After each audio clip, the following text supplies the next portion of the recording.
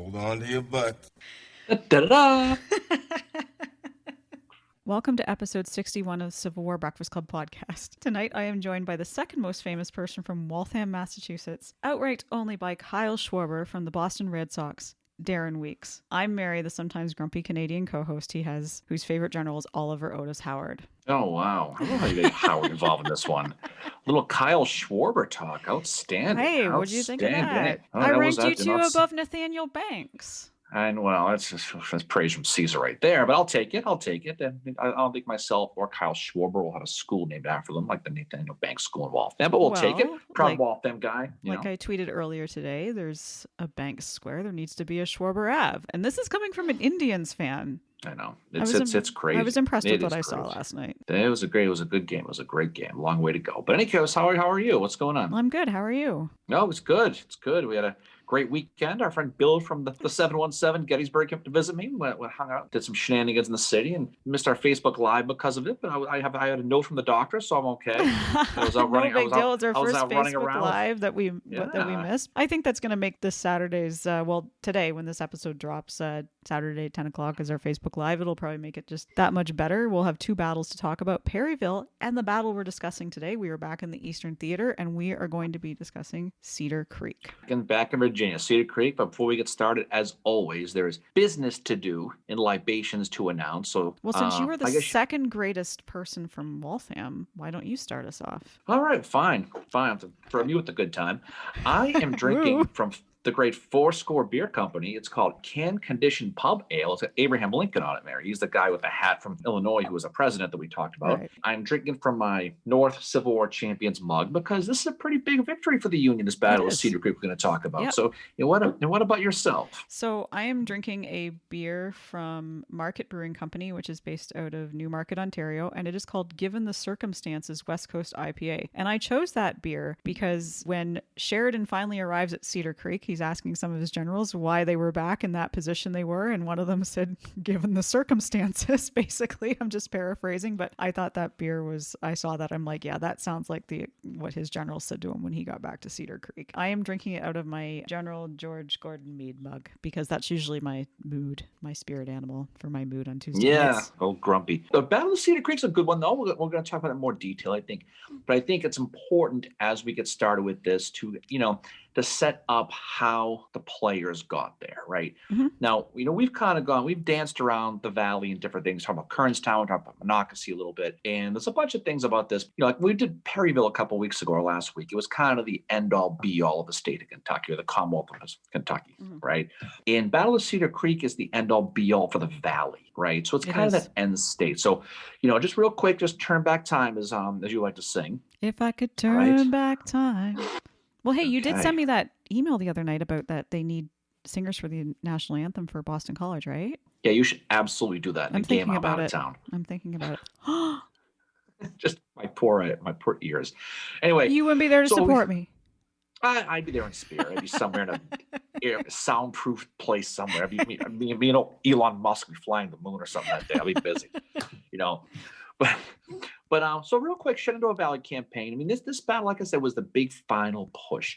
It was the really third independent campaign, in this case, begun by U.S. Grant while he was doing his drive to Richmond in that Overland campaign, right? And all three of the campaigns that kind of affected the valley, they kind of all sort of go together a little bit. You got the Lynchburg campaign early with Battle of Newmarket and Piedmont and Lynchburg, Field of Lost Shoes, the whole deal. And then you had that Jubal early campaign we talked about when we did Monocacy, where he wants to take out the Baltimore and Ohio Railroad and threaten Washington. You have Monocacy, second Kernstown, with Jewelers. Do you have that one? Yeah. This is what we're going to talk about tonight. This is Phil Sheridan's Valley campaign that runs from August to October of 1864. Now, at this time, Grant and Lincoln, they were worried about Jubal Early, who'd been let loose in the valley just to do Beetlejuice crap. That's what he was told to basically do, right? But he's got John Brown Gordon with him too, who's an extremely aggressive general, as we saw at Monocacy and all that. So he's got him with him. And that's playing into this too. This is like letting your two drunkest friends into the city It is. unsupervised, is what this is, right?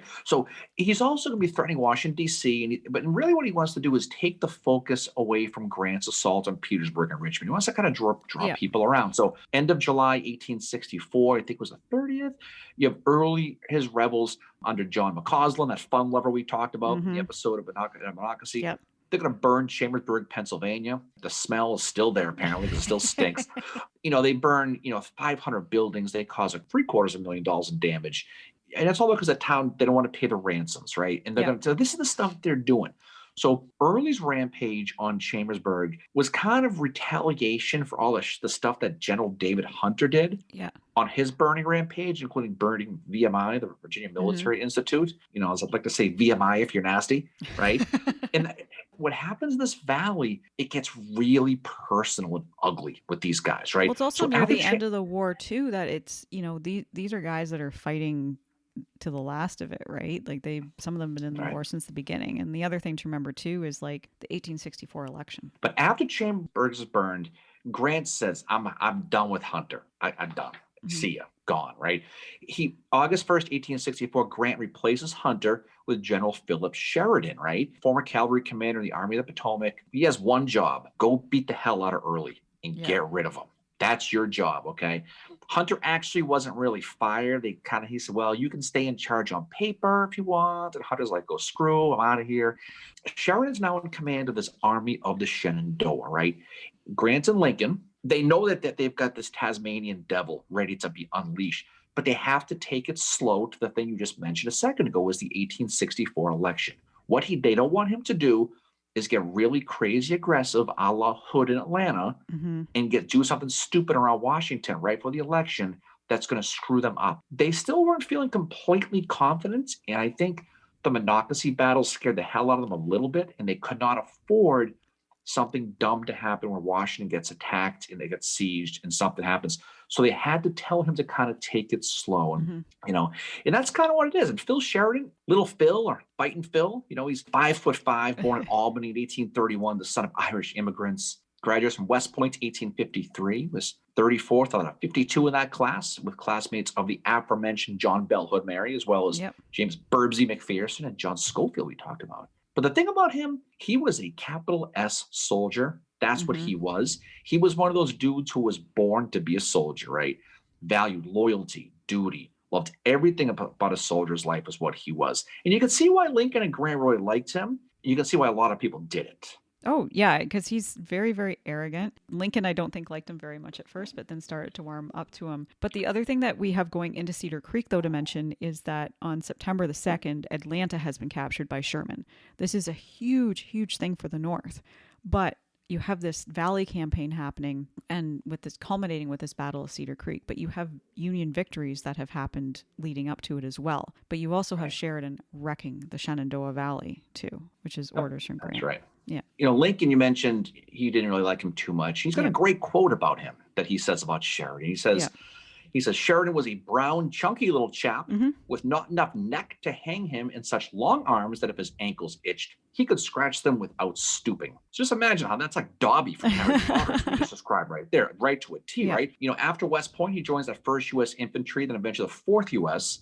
Out in California, he ends up where the girls are warm. Eventually, he's going to negotiate deals with Indian tribes in the Northwest. So he doesn't do the whole Mexico thing like a lot of these guys do. No. He has that story where he negotiated a deal with an Indian tribe called the Tekelmans, where he was secretly hooking up with the chief's daughter while he was negotiating. So he apparently had a kid with that girl too. Going to guess the kid was short. Just going to guess, right? Yeah, he apparently had a kid. After Sumter, he goes to Missouri and he becomes a staff officer under Henry Halleck. Yep. And eventually a quartermaster. Can you imagine Sheridan as a quartermaster? Just think about that for a second. He'd probably be pretty good at it. He's like that little dude in Glory with the shoes. Oh, that's yeah. How I imagine that's exactly who he is. You know what else happened to him when he was in that area? What? That's where he got his famous horse. The story of Rienzi is that Rienzi was born near Port Huron, Michigan, which is about an hour and a half from me. It's a town that I go to quite a bit. And the citizens of Port Huron bought him for one of the guys that was going off to war. Well, this horse was very fiery, very grumpy, very headstrong, a lot like Sheridan was. And the soldier they bought him for didn't really like him too much, and it was a very reluctant relationship. So one day the soldier was one of Sheridan's men, and Sheridan went over to the horse, and the horse and Sheridan kind of took to each other, and the guy was like, you know what, he's all yours. So Sheridan named him Rienzi after this town that they were stationed near. Just like most Civil War horse stories, the story of Sheridan and Rienzi is that the horse becomes an extension of the general's personality, and Rienzi will be with Sheridan throughout the entire Civil War, and he's going to factor into this battle in a very important way in the end, and this is kind of what makes his horse almost as famous as what he is. I remember Yenzi. I was at the Smithsonian one day, Mary. Yep. Saw him over there. Said hello. He's a gigantic horse. Sheridan would have needed a stool to get up onto him. Didn't say much, I was talking to him. But Sheridan, he saw action through a lot of these battles that we've talked about. Pea Ridge under Samuel Curtis. He was one of the ones who discovered that the corrupt soldiers selling the horses for private money. He was one of those dudes who smelled it out and saw the whole thing. He's going to go fight places like Chickamauga, Chattanooga, and of course Stones River, which he had a really good day. We talked about that. The thing about it, he goes from captain to major general in just 6 months, he does, right? Yep.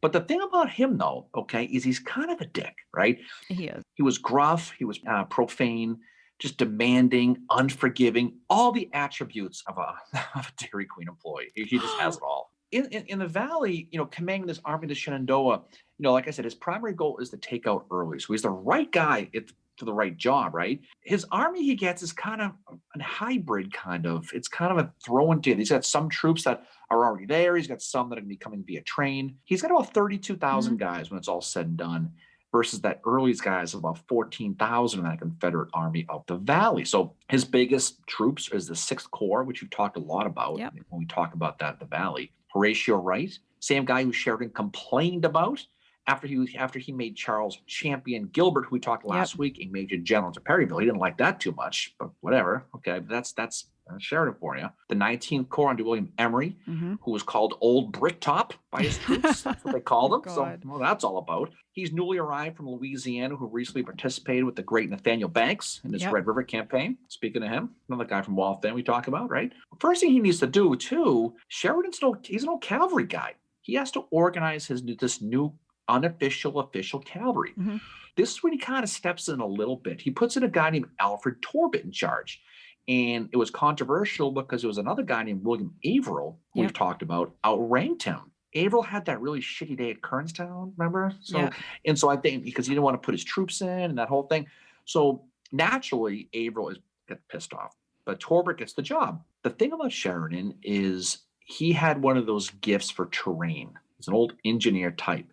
Not only was he good at reading terrain, but he also had experience in the area with David Hunter and Franz Siegel. He had a great personal knowledge as well with the Valley. Yeah, he did. And then on the other side of things, you have Jubal Early's Army of the Valley, which we have General Stephen Ramseur, General Joseph Kershaw, General John Pegram, and General John Brown Gordon, who we have seen before in other episodes. He actually grew up near Chickamauga Creek in northern Georgia. He's a lawyer. He joined a mountaineer regiment when the war broke out. He's got little to no military training, but he's extremely aggressive, and he's going to play a huge role in this battle, right down to the planning of it.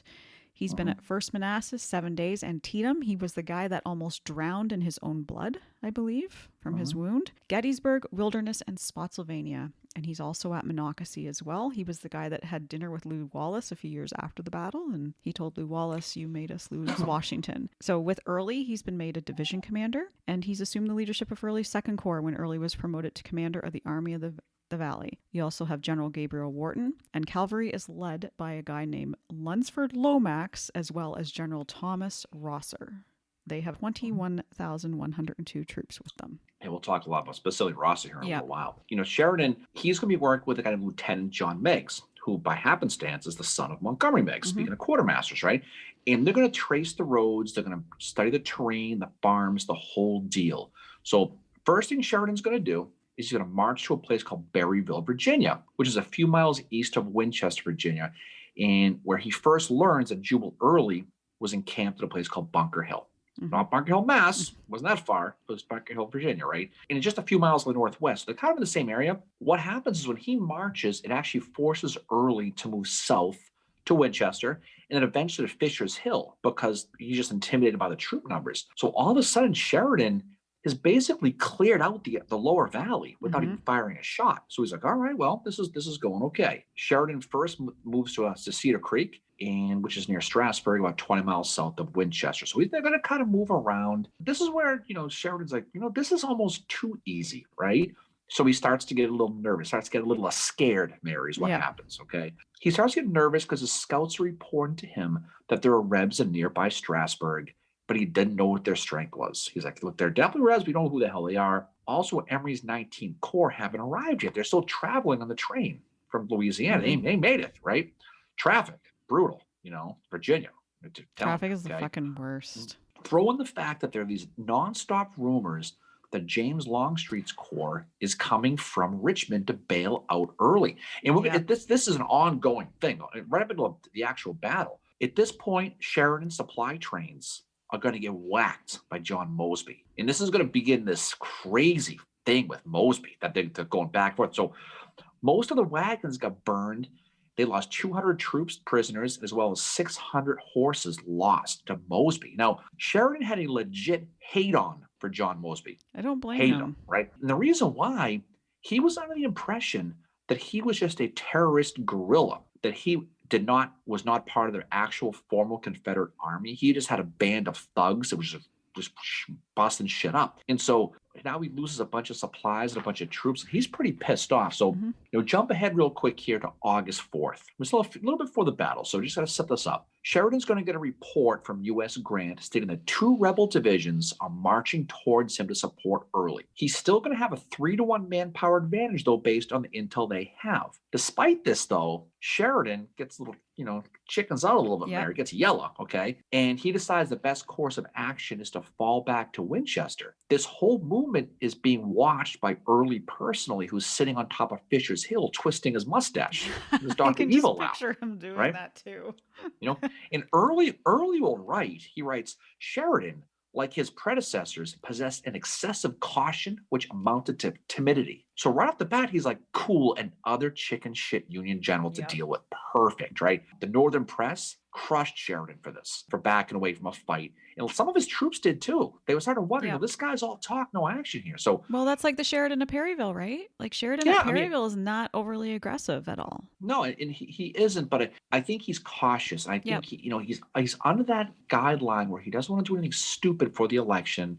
He doesn't want to piss off Lincoln. He knows that he was handpicked for this job by U.S. Grant personally, and he knew U.S. Grant had to listen to shit from Edwin Stanton for putting him in that position because Stanton did not want him in this job, and he went out on a limb for him. So I think he felt, well, I can't let him down. So for the next couple of weeks, the Rebs are kind of nipping at the army of the Shenandoah's heels at different points. What they would kind of do is hitting him here, hitting him there, because what Early wanted to do was he wanted to make Sheridan think he had more guys than he really did, right? So you're talking about a pretty good-sized disadvantage manpower-wise. The next day, Sheridan is like, well, I'm getting eviscerated in the north. I need to do something. Again, I have to. So he's going to move back to Berryville. This time he's going to dig in. And while he's digging in, there's Early again, sitting in Opequon Creek, say that 3 times quick, just south of Winchester, and he's watching. So everything he's doing is watched. What he wants to do is he wants to find out what the hell's going on with these rebels. How many people do they have? Are there really troops coming from Richmond? Why the hell would they? I don't know. He has a spy named Thomas Laws, who somehow has some kind of connection with a woman in the town of Winchester named Rebecca Wright. Yeah, she's a Quaker Unionist, apparently. She's going to find out the scoop of Early's plans. We don't want to know how, but she kind of figures out what they are. But more importantly, what she finds out and what she tells Laws, who tells Sheridan, there's no one coming. This is it. Not only that, he also learned that not only was no troops coming, but he had a report that Kershaw's division was going to be sent back to Richmond. This moment of Early's vulnerability leads to the Third Battle of Winchester. That's directly what causes it, right? It does. So this is on September 19th, 1864. It's going to drop the Rebs back to Fisher's Hill. Sheridan is going to hit Early again, which is going to create the Battle of Fisher's Hill. The Rebs are going to fall all the way back to Waynesboro. The valley's now wide open. It's completely clear. So now Sheridan felt now is his time to get his revenge. This is when Sheridan becomes enemy number one in the valley. There's no Rebs to stop him. He's pissed off. He's going to begin a vicious scorched earth policy that is still today called the burning. It's something that does not get enough attention and is somehow overshadowed by Sherman, what he did in Georgia. But as you study this, by October 6, 1864, his burning has destroyed 2,000 barns, 70 grain mills, and 3,000 sheep are gone. Sheridan's going to write about this. When this is completed, the valley will have but little left for man or beast. Yeah, and that's exactly what Grant wanted him to do. And he's doing this before Sherman has even started his march to the sea. That's the thing to remember with this, is Sherman hasn't even started his march to the sea, and that's what we focus on, is this march to the sea. This is happening before that.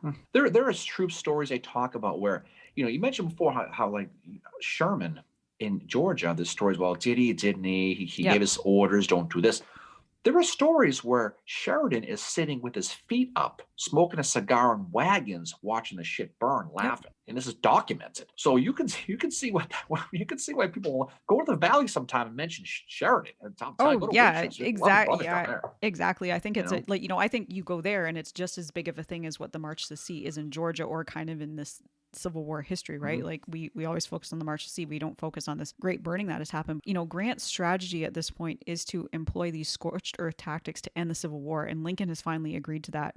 So you have Grant, Meade, and Butler going against Lee's army in Northern Virginia. In the Western Theater, you have Sherman in Georgia. He's captured Atlanta, and he's just sitting there right now. It's October. He's about to start his march to the sea a month later. And then you have Banks down. He's going to try and capture Mobile Bay. So you have kind of these three different things happening, and two of them are going to become, one of them already has become Sheridan, and the next one, Sherman, is going to become scorched earth to help end the Civil War. And that's where we are at right now as we're going into the Battle of Cedar Creek. The thing about it, though, is just finish up this burning thing here, okay? People don't like having their neighborhood burned.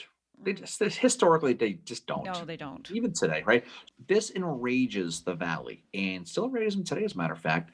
He also used this opportunity to get back at Mosby, because he was still pissed at Mosby, right? So he had a policy where anybody in John Mosby's partisan rangers who were captured were to be hanged without a trial immediately. That was the deal. He saw them as nothing more than cutthroats and robbers. At Fort Royal, Union troops caught and murdered 3 of Mosby's men. They were taken behind a barn and shot as soon as they were caught. Predictably, this put Mosby in a frigging rage, and he vowed revenge on Sheridan. What happens is, a couple weeks later, he catches up. John Meigs is riding around, and he sees 3 troopers up ahead of him and rides up to see who they are. Guess who they are? They're Mosby's guys. Mosby's guys recognize them. What do? To John Meigs, they kill him. So John Meigs, the son of Montgomery Meigs and close friend of Sheridan, is going to be killed, and that's going to cause all kinds of crap. So October 9th, 1864, Jubal Early, who's getting a lot of pressure from Sheridan's actions, begins to pursue him, and he's going to send his cavalry under the aforementioned Thomas Rosser you mentioned to harass Torbert's horsemen. And Sheridan told Torbert, whip the rebel cavalry or get whipped yourself. So, and as you said, Early's getting a lot of pressure right now. And on October the 12th, Lee sends him a letter that says, "You better move against him and endeavor to crush him. I do not think Sheridan's infantry or cavalry numerically is as large as what you suppose." So Early's got this kind of pressure going on. And the one thing to remember is that the valley has been burned by this point. So any food that Early's men are going to get, it's become a lot tougher. And as we're going to see by Cedar Creek, these men have gone a few days without a meal, and their clothes are all tattered. The army's not in great shape. But you have Lee on October the 12th putting a lot of pressure on Early to, you need to fuck this guy up and get rid of him. So Sheridan at this point, he's set up at Cedar Creek, and he's told his subordinates that they have to provide for their own security. And this involves using pickets deployed well forward of their camps as well. And the one that doesn't have that, we're going to talk about him in a little bit, is General Crook. Doesn't exactly take this advice.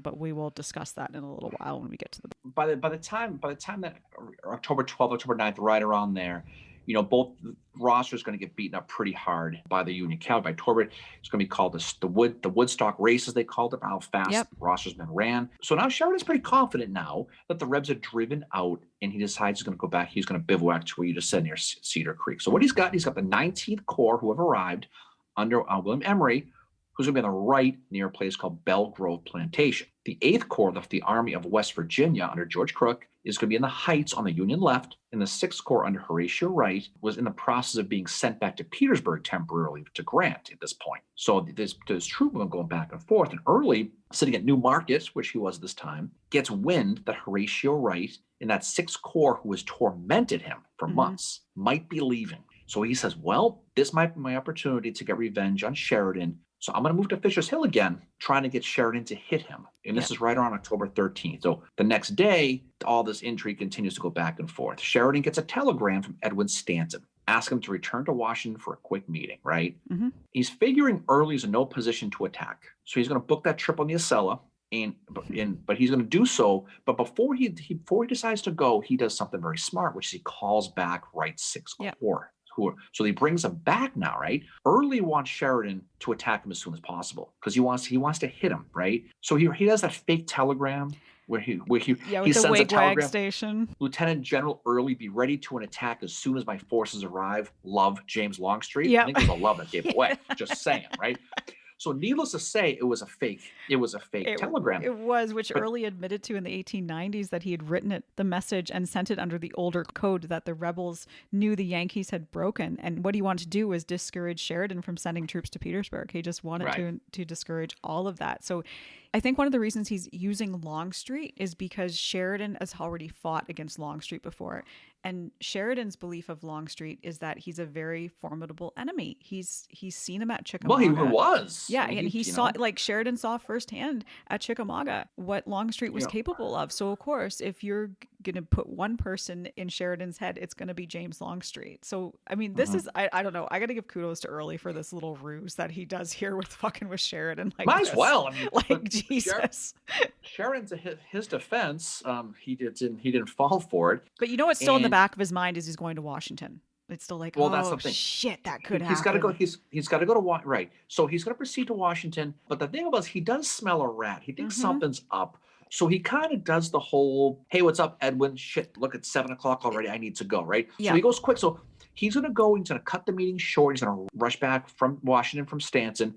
He's going to get back to Winchester on October 18th, right? He's going to stay at the house of a tobacco merchant named Lloyd Logan, which the house is still there, Mary. If you're curious to see it, it's still right there. You can see it. It's at Sheridan's headquarters, 1864. He sends word to Horatio Wright at Cedar Creek now for an update. He gets reported back that all was clear, and he's going to plan on doing some recon in the morning on the 19th to see what's up. So feeling secure, Sheridan put on his kid-size feety pajamas, and he crawled. Same size I wear. Yeah, exactly. 5'5", and crawled into bed, probably a race car bed, at Logan's house in Winchester. Okay. Now he's going to wake up on the 19th of October early. He's going to get a knock on the door by a staff person, one of his officers, who's reporting the sound of distant artillery near Cedar Creek. Now, he wakes up and goes, "Oh, okay. You know what? Nah, that's just Wright's artillery recon. Whatever. I know this is up." But he doesn't go back to bed. He's like, "Shit. You know what? I'm gonna stay up. I'm probably gonna need to get Rienzi ready." By 9 o'clock, he's leaving. He's on the go. He's going down to Cedar Creek. He's with a guy named Lieutenant John Forsyth, Major Sandy Forsyth, no relation. Chance of that. Captain James O'Keefe and a couple of engineers. Along the way, they're going to get to Mill Creek. They're going to pick up 300 troopers from the 17th Pennsylvania who serve as escorts. So he's got a little convoy. He's got his posse now, right? Yep. What he's noticing is as he's riding, the artillery is getting louder. And so Sheridan's like, "What the hell?" He's like, "Okay, I expect that this is recon, but this doesn't sound right." Yeah. He literally stops his horse, trying to get help down, right? He climbs off the horse. He puts his ear to the ground to listen for the vibrations like an Indian would. Yeah. And he's listening because he had experience in the West. So he probably picks up that way. And he's like, this is not good. So moments later, he looks up and he sees hundreds of fleeing U.S. troops riding in a panic towards him. He quickly realizes that something strange is afoot at the Circle K at this point. But he doesn't know what. And that's because of the stuff that was going on the night before with Jubal Early. Exactly. And so just to set that up, what happens is October 17th, 18, General Gordon, their engineer Hotchkiss, Major Robert Hunter, General Clement Evans, they go up one of the mountains near Cedar Creek to take a look at the Union position. And they are at the Confederate Signal Corps position at Signal Knob. Early doesn't go with them because his arthritis had flared up, so there was no way he was getting up a mountain that day. So this area they were at overlooks Strasburg, Fort Royal, and where the Army of the Shenandoah is camped out. Gordon and Hotchkiss determine that the Union left flank is the only place to attack. This is where Crook's men are. They determined to attack there because Union cavalry are not going to be in that area. They're guarding the fords along Cedar Creek and the North Fork of the Shenandoah River. When Gordon observes is General Crook's left flank, Crook has not followed Sheridan's guidance in putting out pickets far enough in front. And what Gordon says of this, I could see distinctly the 3 colors of trimmings on the jackets respectively of infantry, artillery, and cavalry. So he's right there looking at them, and Hotchkiss sketches a map of this. So on their way back, Hotchkiss and Gordon are like, yeah, let's do this. Let's attack these guys here. And they decide that surprise is the best. And we're talking about a very, aggressive commander here in Gordon, that he knows he's outnumbered, which is, again, going against the rules of war. You're attacking a foe outnumbered, and he's also going to divide his army to do it. But he feels that they have the advantage because he thinks that knowing that Sheridan's already had a win at 3rd Winchester, Fisher's Hill, and Tom's Brooks, they're not going to be expecting shit from them. They're going to think that their army's not in a condition to do that. Early holds a council of war, and Gordon is like, let's fucking do this. Let's attack. But General John Pegram speaks up and says, no, I think we need to attack the right flank. And Early's like, no. So we're not going to do that. Early's got a choice at this point. Leave the area to replenish his supplies or attack. He's already got the pressure from Lee, but he's already got Gordon, who's already like, yeah, let's do it. Like, Gordon is really, really aggressive. So Early chooses to attack, and he feels that he can use the surprise to his advantage. What this reminded me of was Pea Ridge, in a way. Yeah, I mean... this whole, like, we're going to divide the army, and we're going to get these fuckers, and we're going to, But, I mean, it goes a little bit better, I think, at first than what Pea Ridge did. And because of Sheridan's total war on the valley, Early's troops are hungry. They've been robbed of food and all that. But Early's he's got to take that risk because he's feeling that pressure. And I'm sure Gordon is like, yeah, let's do this, But one thing Early does is his plan is pretty good, right? It is, Even with less people. He's going to form, 3 columns, John Brown Gordon's column with divisions that are Ramsey, you mentioned, Pegram, you mentioned, and Clement Evans. They're going to start to march towards Cedar Creek at 8 o'clock that night. Gabriel Wharton and Joseph Kershaw's division is going to leave at 1 o'clock in the morning on the 19th with 300 horsemen from Rosser's cavalry division, and they're going to target that Belle Grove. And the reason why they want to target Belle Grove is they think that's where Sheridan's headquarters is, and they think that's where Sheridan is, and they want Sheridan personally. Gordon who wants him as a prisoner. Right. And he wasn't going to, he would have gone up the spout if they caught him. Yeah. Right. Lumford Lomax, you mentioned him earlier, the cavalry guy, he's going to cover potential Union escape routes. They kind of have all their ducks in a row at this moment. So at 5 o'clock in the morning, with fog covering the battlefield, Gordon's column is going to cross that icy river, the Shenandoah, and he's going to hit that Union left under Crook, like you mentioned, specifically right in the face of future President Rutherford B. Hayes' division. He takes the brunt of it right at the beginning, sending them running in their underwear in the rear in a panic, literally. Right? Oosh. A little bit of Savannah action there going on. I don't think that's a pretty sight, by the way. Rutherford B. Hayes in his underwear running. There's a sight for you. 19th Corps under Emory is on the Union center, right? He hears the attack and sees Crook's men fleeing and decides to change his battle line to face Gordon, right? Yeah. The problem is when he does this, he opens up a gap in his line by turning the way he does, and that's going to open the door for Gabriel Wharton to exploit coming from the west. So they're moving troops and they're creating gaps, right? Emory's going to do his best to settle Crook's men down and get them to stop running and reform, especially the brigade of Stephen Thomas, guys from Connecticut, New York, Vermont, right? They're going to reform and they're going to slow the Rebs down just long enough for the supply trains at Sheridan's headquarters to get the hell out, right? Most of them do. So this is First Manassas all over again for a minute. They're trying to get their shit out, right? The 6th Corps is now fighting under James Ricketts, and they're going to set up a defensive line near Belle Grove Plantation. So by 7 o'clock in the morning, the 6th Corps has got a pretty good lineup set up, right? Mm-hmm. They have divisions under Frank Wheaton. Oh, God. Yep. George Getty. Team Wheaton. and J. Warren Kiefer. Now, Kiefer's going to get hit right in the face, his men, by Gordon. Yeah. He'll do the same thing to Wheaton's division, who admittedly was missing one of his 3 brigades. He didn't wait a little bit of a break. He wasn't fully strength, but they did get him on the run. I'll have some fun with old Frank Weed, but I give him a Yeah. break, I guess, right? And he was on Kiefer's left. Now, this is where George Getty comes in. So Getty sees them starting to retreat and he's like, shit, I gotta do something. So just quick about Getty. Nobody really talks about him too much, but he's born in 1819 in Georgetown, West Point. He graduates 15th out of 42 in 1840. His classmates include Sherman, Thomas, and Ewell, and Bushrod Johnson as well. Bushrod we talked about last week. Thomas, oh no, we've talked about him many times before too. He's involved in the Mexican-American War, and he's buried at Arlington National Cemetery, which I didn't know. So I thought that was pretty cool. So that's another grave I need to go visit next time I'm there. He sees the Middletown Cemetery, and so he and his troops head to the cemetery, and he says that they ignore the universal confusion and dismay. Crowds of officers and men, some shod and some barefoot, many of them coatless and hatless, all rushing wildly to the rear. It was a sight that would have demoralized the old guard of the first Napoleon. So Getty gets his men into position in this horseshoe-shaped works in the cemetery, and he orders his 4,000 men to hold their fire until the rebels are running up this slope toward them until they're 30 yards away. They fire at them, and this sends Pegram's men back, and then Getty chases them across Meadowbrook, and then Early orders 2 more assaults. Pegram goes in again, and so does Wharton, and both fail to dislodge Getty. So Getty is holding his own right now with this, while everybody else is retreating back, and he's holding it. And we're going to see that by him doing this, it is going to be to the Union's advantage by the time Sheridan gets there. Well, it does, because you know what happens? Early focuses all of his artillery on Getty in the cemetery. Yep. He thinks it's the whole Sixth Corps. He doesn't realize it's just Getty. Getty's division was, they held the ground against 4 rebel divisions here, and it put the focus, it was almost like the hornet's nest, right? It's Shiloh. Yep.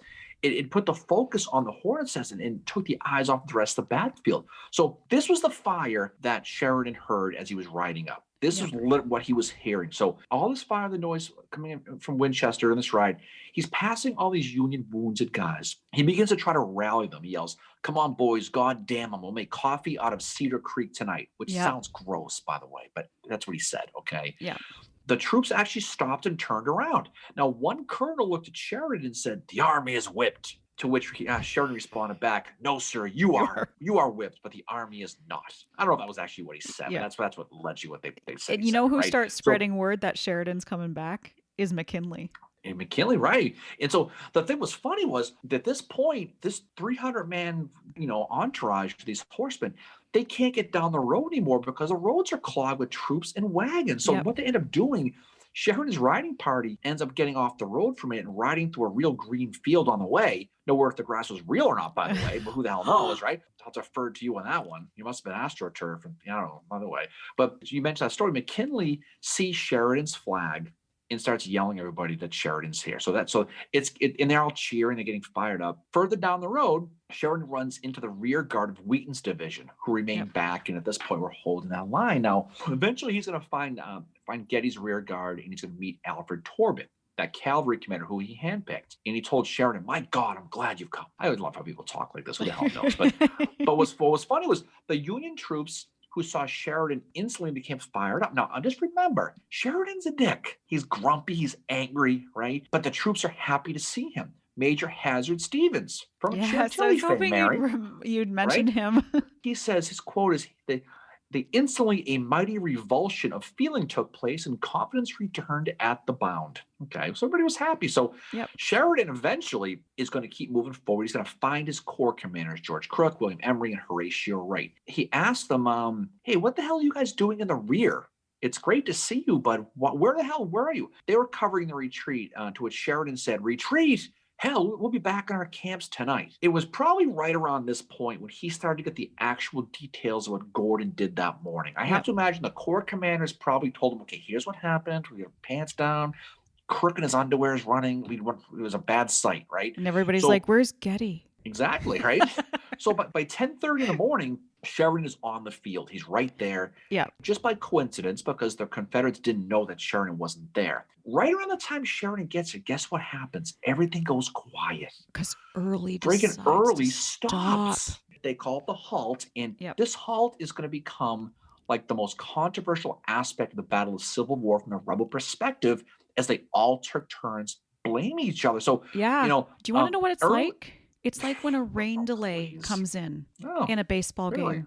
Yep. Oh, okay. It's like a So, rain okay. delay in the 2016 World Series. I'm not bitter about it though, but that's kind of what What's this it is like to like. lose a World Series? That must be weird. Anyway, we'll talk about that. Fucking rain delay. Anyway, so Early's going to blame it. He doesn't blame it on the rain. He blames it on two mystery U.S. cavalry divisions that he thinks are on his right flank, Yeah. which they really weren't. He realizes it, but then he admits afterwards the Yankees got whipped, but we got scared. That's Yeah. what he said, which sounds a lot to me like, Joe Hooker got lost confidence in Joe Hooker. I mean, that's That what that reminded me of, that's right? exactly what it sounds like. And it's so when this happens, like Early and Gordon have a disagreement. This is around 10 o'clock in the morning, 10:30, Mm-hmm. right when Sheridan's getting there. Gordon tells Early that he can send Carter's artillery to bombard the Sixth Corps. And Early's like, nah, they'll go directly. And Gordon's like, no, they're not going to go unless they're driven from the field, dude. Like, what the fuck? And Early rebukes that too. And then this is when Gordon, this is how he felt about that. My heart went into my boots. If one more heavy blow had been delivered with unhesitating energy, with Jacksonian confidence and vigor, and with the combined power of every heavy gun and every exultant soldier of Early's army, the battle would have ended in one of the most complete and inexpensive victories ever won in the Civil War. That's what he had to say to it. I have to say I relate to that because that's exactly how I feel about the 2016 World Series. Had it not been rain delayed. Just let it go. Jesus Christ. The thing is, it's just by tapping his, while Early froze, okay, Sheridan was reinforcing his lines, right? Yep. So he anchors the rest of Emory and Wright's division to Getty's line, right? And then what he does, and this was probably his best move, he puts George Custer's cavalry division on the Union right. So Mm-hmm. at this point, he's got the line set up, and he's going to jump on his horse Rienzi. He's going to ride, holding a spectacular hat way above his head as Yep. he rides the line while his soldiers cheered. And what's so funny was, like I said before, as unlovable and as tough as Sheridan was, he brought confidence, very much like Winfield Scott Hancock at Gettysburg. It's that same type of leadership mentality. Absolutely. Yeah. So Major Aldous Walker of the 8th Vermont is in Thomas's brigade. He says, upon Sheridan riding that line, no more doubt existed. We were perfectly and unconditionally safe, and every man knew it. So all of a sudden, this mass skedaddle turns into a we got this situation. Mm-hmm. So by 1 o'clock in the afternoon, the Rebs are still stalling. And as quiet as my house on a Friday night when no one calls, there's just nothing happening, right? So Speaking of not getting over things. Oh, stop. Whatever. Hey, well, the phone, when the phone doesn't ring, I know it's you. So it's okay. 25 times. Jesus. But Sheridan's going to use this time to question rebel prisoners. He's not just going to sit around, okay? He's going to learn one valuable piece of information that he really wants to know, okay? He wants to know what happened in the 2016. No, he wants to know, is Longstreet here? And the rebel prisoners say, nah, he ain't here. And he's like, no. Good. So he's like, okay. So now he's rested and he's relaxed. Yeah. He's gonna crash a little bit. His staff said he was on the grass, laying on his side, centerfold style, with his head being rested by his arm and waiting for the rebel attack. So he's like George Costanza. He's probably got his hat he on. Is. That's what he's doing, right? And you did say hat on. Again, enunciate, okay? He's sitting there just relaxing. That's literally exactly how he was resting at that point. So 4 o'clock, Sheridan is going to get sick of waiting. He's going to say, the hell with this. I want to attack. He's going to order his corps commanders to move. Crook on the left, Wright in the middle, and Emory on the right. And they're all aiming for that rebel right flank that's held by Gordon's division, who was so spread out at this point, they literally had one man for every 30 feet of ground. Yep. That's how much gaps there were, right? So by now, Early has wasted 6 hours. 6 hours while Sheridan has all this time to reform his entire army. So they're going to hit hard. And at this point, Mary, he's riding on his second horse, Breckinridge, by the way. Yeah. He's traded horses but he had to call him Bullpen, to go get Rienzi's probably horse. Rienzi got him all the way from Winchester. Winchester to... He was. Yeah, he was a long ride. So he's sitting there waiting for Custer to begin the next phase of the attack. So he's going to have Crook's, Wright, and Emory hit, and then once they're engaged, he's going to send old George Armstrong Custer around the right flank, and he's going to cause Beetlejuice problems, is what he's going to do, right? So what's funny about this is right around this time, Custer, who hadn't seen Sheridan yet in this battle. This story, yeah. So he runs up to him. And apparently Sheridan is not a hugger. Apparently he's not, right? He runs up to him and throws his arms around him and just is so He happy to see him. kisses him too. Right. And Sheridan looks at him and goes, "What in the friggin' hell?" He jumps on his horse. He just in disgust and rides away from Custer, which is how you can picture that happening literally with Custer. He eventually forgave him for it, though. In the Confederate side, Ramseur in Kershaw's division, they're trying to slow down this onslaught now, and they're able to get behind a couple of stone walls to give them a little bit of cover. And what it did, it kind of created kind of like a stalemate. Instead of the Union pushing forward, they all kind of stalled. And they would just go back and forth. This is when Custer comes in. So this is just picture like a friggin' movie. Custer's going to ride around the rebel right flank and send the Rebs running, O. Howard style, to the rear at this point, right? He's going to, because it's the last thing they expected at this point was here comes a bunch of horsemen. General Gordon described this fleeing by saying, they were like clods of clay under a pelting rain. That's how he described it, apparently. So, and the suburb commands crumbled to pieces. It does. Unfortunately, the one guy who didn't run was Stephen Dodson Ramseur, who's going to continue to sit back and he's going to fight, is what he's going to do. Yeah, and he ends up getting mortally wounded here. He's 27 years old. He's the youngest general in the Confederate Army. And when he's wounded, he's got a white flower pinned to his jacket to celebrate the birth of his daughter, which he had just found out about that morning. Yeah, he just finds out about it, puts a flower on his shirt, for honor her, a white flower, and he's going to be killed, shot in the chest. Ironically, he's never gonna see her. So Rams, of course, Gettysburg fame, big North Carolina, Yeah, he'll die later at Belgrove Plantation. By 5:30, the Rebs are out, and this is just about over for this battle for the Rebs. The Union cavalry is going to chase them into the night. After the battle, Early is going to write to Lee, "Nothing saved us. The state of things was distressing and mortifying beyond measure." Okay, back at Belgrove, the Union troops were literally dancing around a bonfire, probably the Macarena, I'd imagine. Oh, God. Okay. And they had more reason to dance after Custer got back and told Sheridan that he'd managed to recapture 48 guns. He does. He grabs Sheridan, this time around the waist. Okay, so this no shame at this point. And Phil must have been in a much better mood because he just laughed, right? Custer yelled, "By God, Phil, we've cleaned them out." So they must have been like, "Holy crap, we did this."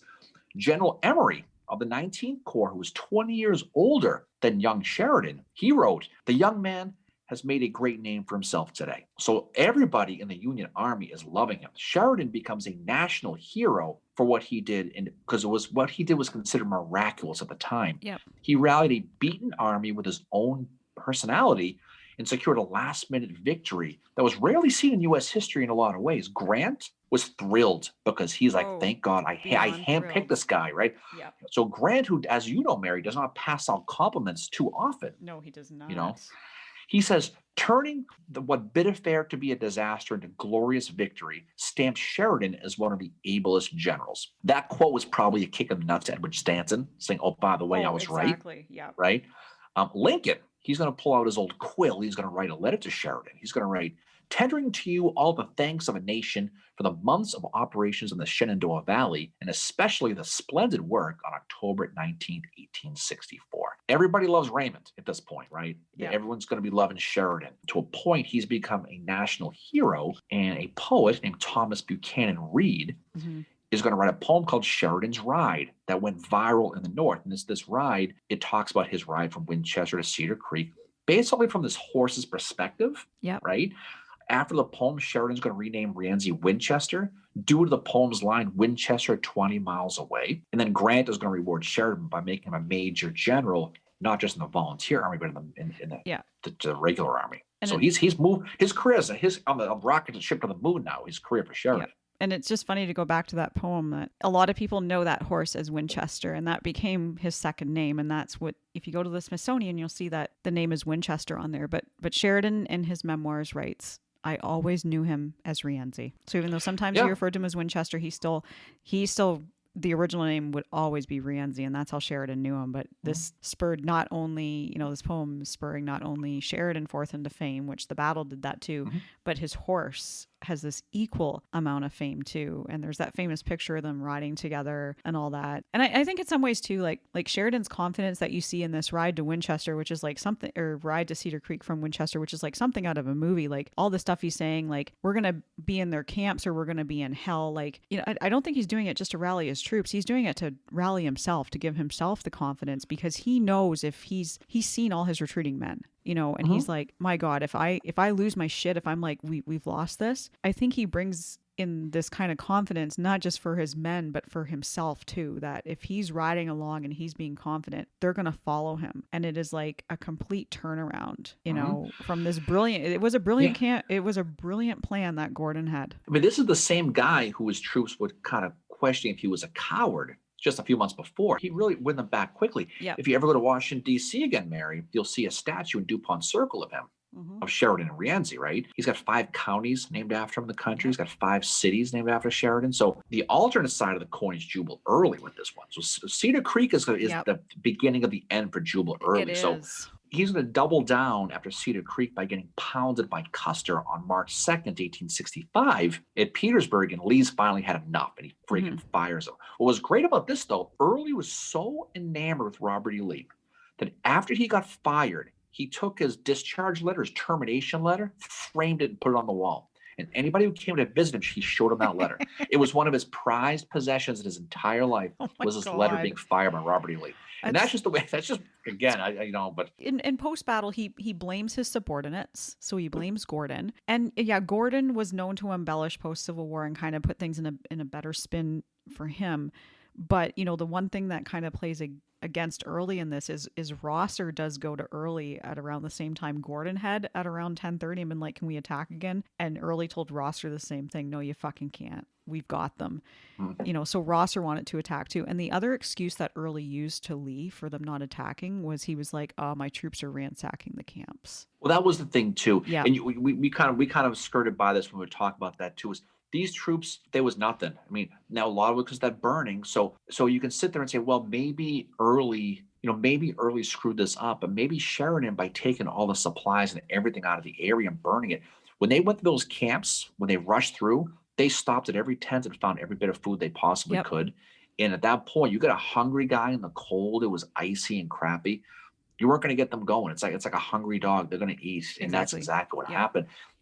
But that's the halts, the fatal halts I've heard it referred to as, that cannot be underestimated, where Jubal Early had an undermanned army, had a real chance to drive them back, heading back towards Winchester again. It was a dance back and forth. But because of what happened there by him halting for those 6 hours, it was just that he was writing his own death sentence, and he sat. A lot of it was on him. He admitted before that they got scared, and why they did, who knows? Because the irascible Jubal Early, he ballsed out. I mean, I get it with like maybe he was reading his men and thinking, oh, they're tired, they're starving, they've been on the go since 8 o'clock the night before. But then you have somebody like Gordon who's very aggressive, saying one more push and we've got them. And who knows if that would have been the case, right? Like, what if he had listened to Gordon and Rosser and let them go in? Who knows? Like the soldiers might have been able to rally back and do it, but we'll never know. I know Gordon doesn't get seen in a very good light in this just because he tends to embellish history and stuff, but in some, like, say what you will about him, he's got a brilliant battle plan here, but I think in some ways, this is like kind of like a rain delay. It's like, shit, we're slowing down troops that are ready to go kind of thing, and it is a fatal halt. This battle does, I think, it really shows the personalities of these guys like George Custer, and guys like obviously Phil Sheridan, guys like Jubal Early, guys like John Brown Gordon, all these guys. It really shows them prototypical of what they were. Joseph Kershaw, all of them. And so it really puts the whole thing into place. Plus, you got a couple of future U.S. presidents involved in this one. Yeah. McKinley and Hayes and McKinley. So, it's just one of those things where, it really kind of seals and puts a bow on the valley, right? It finishes that whole thing off. And what it really does too is if we've talked before about Monocacy and Atlanta, this one was the final slam dunk for Lincoln in the election of 64. This was it, because he was not going to lose after this. You got the success going on in Richmond. You got the Overland campaign doing its thing, getting Lee pinned down. Now you force Early away from the valley, away from Washington, and now it's just a matter of time. So this is a battle that I don't want to say it's understudied, because a lot of people study this one, but I think it's very underappreciated when you look at the Valley campaign and everything that went on in 1864, which tends to get overshadowed by Grant. But this is one that I think tells a really huge story, because what it does, it makes Grant's life a lot easier by not having to worry about Early at this point. It takes him off the dance floor, and that's pretty much the end of it. Yep, and it makes Lincoln's life a lot easier, too, going into the 1864 election. And, we talked before about Ramseur being probably the tragic death on the side of the Confederates, 27 years old. He's just had a daughter. These Union soldiers like Sheridan, Merritt, Custer, Captain Henry DuPont are coming to pay their respects to him. But on the Union side, there is another soldier that passes away that I know that you know a lot about, and that's Lowell, right? Charles Russell Lowell is a sad one because he's one that, he's killed in this battle, and he's somebody who had gigantic post-war political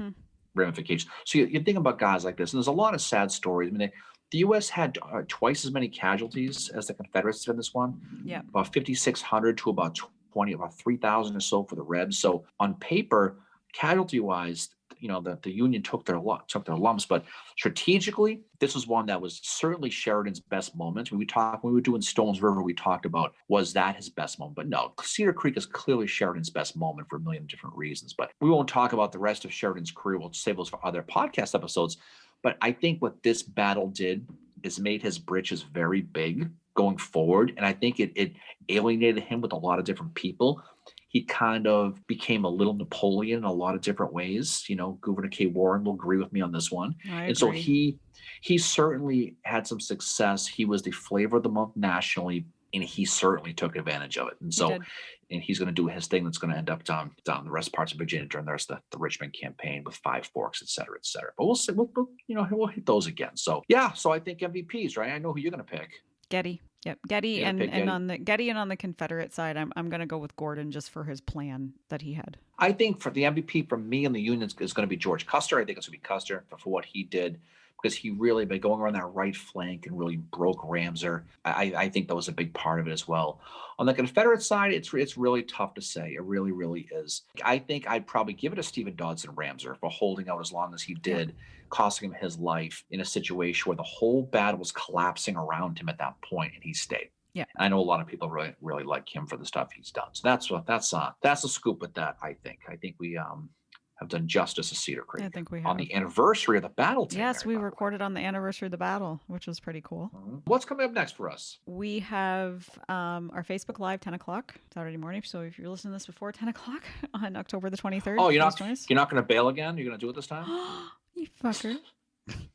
And then next week on the 27th, we're pushing it back by a week. We are having our roundtable, but we are going to have like a Halloween roundtable. So we're still going to nerd out about the Civil War and stuff, but we would encourage all of you to show up in a costume, because we have a prize for the best costume. That's right. So dress up in your. We'll just say the prize right now. It doesn't have to be in Civil War theme. Just come dressed in a costume. We're going to pick best costume, and we've got something to give away to you guys. And we will be announcing what that is in a few days. And if you've never attended before, info@civilwarbreakfastclub.com, and we will send you an invite to the roundtable, and you can come join us. And then on Saturday, October 30th, we will be dropping our second Halloween extravaganza. I want to say live from the Boo Barn, but that's kind of inappropriate. And our friend Jen Price, or Jay Price, is going to be joining us again. She joined us last year for a Halloween episode, so we were very happy to welcome her back for our Halloween episode this year. So that will be on Saturday, October 30th, that episode will be dropping. So a lot of good things coming down the pike. So I think we can jump off and head off on the wild blue yonder here and call it a day. Yep. So any final words from you, Fincheroo? Well, thank you for bringing it, as you always do. You did awesome tonight. And thank you to all our listeners for your support for these 61 episodes. It's been quite a journey. And thank you all. We couldn't be here without you. We are on to 62. We're on to Halloween and some good stuff. And I'm looking forward to the round table. I have my Halloween costume already picked out, Mary. We will wait to show that to everybody here a week from tomorrow on Wednesday. So I'm looking forward to that. All right. So we'll talk to you soon. We'll catch up with you down the road. Have a great rest of the week. Stay warm up there in the Great White North. And I'm going to try to stay warm here in the cold little town I'm in. So you're in the same latitude as me. What are you talking about? You're in the Great White North too. It is cool. It is cool. All right. So everybody, thanks for listening. Again, we appreciate it. We look forward to talking to you on the live. Definitely sign up for the round table. We'll have a lot of fun. I promise. Someone's going to win something really, really cool. And hopefully everybody dresses up and has fun with that. So that being said, Mary, off we go, and we'll see you on the other side. See y'all later. Peace out. Go Sox. Bye. Go Sox.